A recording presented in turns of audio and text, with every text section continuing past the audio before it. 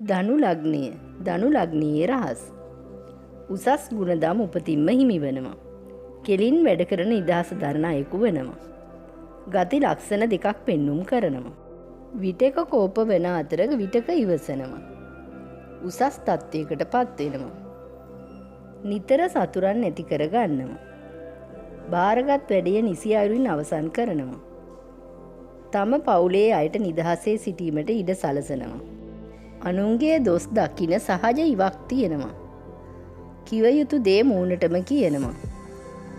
ගන්නා තීරණ අතිසාර්ථක වනවා.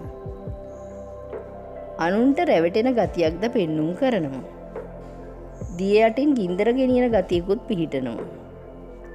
තම වයසට වඩා තරුණ බවක් පෙන්වන මොවුන් අන් අය යටතේ සේවය කිරීමට නම් අකමැති වෙනවා.